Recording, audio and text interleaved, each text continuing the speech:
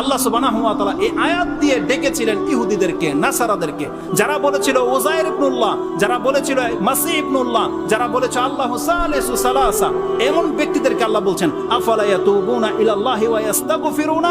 হে নবী বলে দেন, ওরা বলেছে ওরা আমার ছেলে বানিয়েছে, আমাকে 3 ভাগ করেছে, আমি কোনো পরোয়া করি না, ওদেরকে বলেন আমার কাছে ক্ষমা চাইতে, আমি আল্লাহ ক্ষমা করে দেব।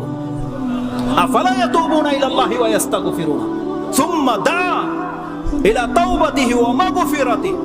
আব্দুল্লাহ ইবনে আব্বাস রাদিয়াল্লাহু তাআলা বলছেন, তারপরে আল্লাহ সুবহানাহু ওয়া তাআলা এই আয়াত দিয়ে ডেকেছিলেন এদের চাইতেও মারাত্মক কথা যে বলেছিল আনা রাব্বুকুমুল আলা। বলেনি পৃথিবীর কোন একজন ব্যক্তি, ফেরাউন বলেছিল আমি হলাম মহান প্রভু। আল্লাহ সুবহানাহু ওয়া তাআলা ফেরাউনকে ক্ষমা করার জন্য মূসা আলাইহিস সালামের মতো একজন রাসূল পাঠিয়ে দিয়ে বলছে ফেরাউন জুলুম করেছে, ওকে বলো ও কি পবিত্র হতে চায়? মূসা ও যদি তওবা করে নেয়, আমি আল্লাহ ফেরাউনকে পর্যন্ত মাফ করে দেব। শর্ত হচ্ছে আল্লাহ সুবহানাহু ওয়া তাআলা চাচ্ছেন বান্দা তুমি আমার কাছে ক্ষমা চাও।